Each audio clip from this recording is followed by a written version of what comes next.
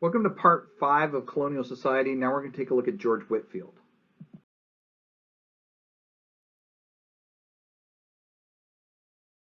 George Whitefield was born in 1714 in England, where he became a minister and eventually became one of the founders of Methodism.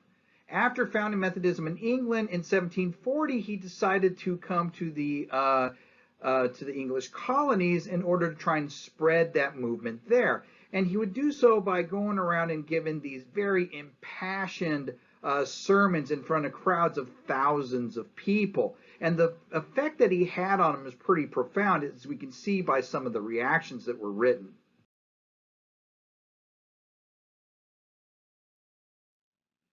For example, Nathan Coles was a man from Connecticut who saw George Whitefield give a sermon, and it had a very profound effect on him, an effect that he's going to recall in a book called Spiritual Travels. And this is how he described listening to George Whitefield speak. He said in his book, this is published on October 23rd, 1740, he says, "When I saw Mr. Whitefield come upon the scaffold, he looked almost angelical, a young, slim, slender youth before some thousands of people with a bold, undaunted countenance, and my hearing how God was with him everywhere he came along, it solemnized my mind and put me into a trembling fear before he began to preach." Now let's stop there for a second. Think about it. George Whitefield hadn't even said anything yet. And Nathan Cole is already talking about just how he's already kind of in this trembling fear. He's already completely moved. The guy hasn't even spoken a word. He goes on. For he looked as if he was clothed with the authority of the great God, and a sweet solemn solemnity sat upon his brow, and my hearing him preach gave me a heart wound. A heart wound. This dude literally went, oh. He was so moved by what George Whitefield said. Now, the point is, and I know I'm being a little bit satirical about this, but the point is simply this. The sermon is so powerful that it moves the people on a very emotional level. We can even see the effect that he had on one of our founding fathers, Ben Franklin. Now, let me just say that Ben Franklin is one of my favorite founding fathers. He really is. I like the guy. He's got it all. He's a philanthropist. He's a printer. He's a writer. He's an inventor. He is in the chess and swimming halls of fame, a politician, a negotiator. The guy's got it all, okay? Anyways, but he also went and saw George Whitefield, and he had some comments on what he saw. And this is kind of interesting because Ben Franklin is also kind of a penny pincher, right? He's very careful with his money. But this is what he said to George Whitefield. He said, "I happened soon after to attend one of his sermons, in the course of which I perceived he intended to finish with a collection, and I silently resolved he should get nothing from me. I had in my pocket a handful of copper money, 3 or 4 silver dollars, and 5 gold coins. As he proceeded, I began to soften, and concluded to give the coppers. Another stroke of his oratory made me ashamed of that, and determined me to give the silver, and he finished so admirably that I emptied my pocket wholly into the collector's dish, gold and all."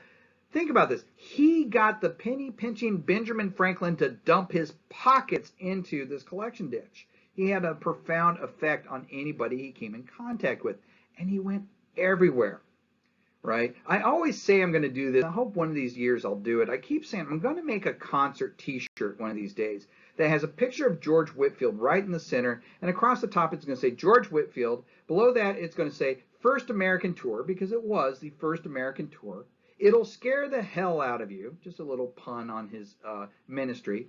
And then on the back I wanted to have all the places that he went in the 14 months from October of 1740 and into 1741. Right? Because he went all over. Here would be his concert venues: York, Maine; Portsmouth; Newbury; Ipswich; Boston; Worcester; Northampton; Bristol; Newport; Hartford; Middleton; New Haven; New York; Flatbush; Newark; Elizabeth; New Brunswick; Trenton; Philadelphia; Wilmington; Newcastle; Nottingham; Salem; Bohemia; Annapolis; Dover; Baltimore; Lewes; Upper Marlboro; Piscataway; Gloucester; York; Edentown; Bath; New Bern; Newtown; Charlestown; Beaufort; Savannah; Bethesda; Darien; and Frederica, Georgia in 14 months. That's a ton of concert dates for that time period. I'd like to see one of the groups of today put on a series of that many concerts in that short of time period. But at a time when travel was difficult, this is exactly what he did.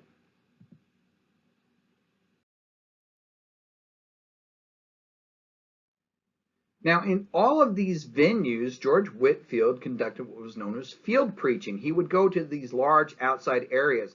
Now, Ben Franklin, for example, had heard that Whitefield was talking to over thousands of people at a time, and he said, "Come on, now that's ridiculous." But then the first comment he had when he saw him there in Philadelphia is he looked about him and said, "Wow, there must be at least 1,000 people here, right?" Being able to do field preaching out in the open air enabled these revivalists to speak to more people at a time. I mean, how many people can you fit in that little white church there next to the Commons, right? But it did something else too. It took the people literally outside the churches, but also figuratively outside the churches, and specifically the control of those institutions themselves. Remember, especially in Puritan society, you've been sitting there being told your entire life that you are either one of the elect or you're one of the sinners, and there's nothing you can do about it and stuff. And now all of a sudden, these guys are coming and saying, "No, hold on, you can be saved, right? You do not have to fall into their prescribed dogma." Right? And so it's going to have a profound effect on those, especially in the more rural areas.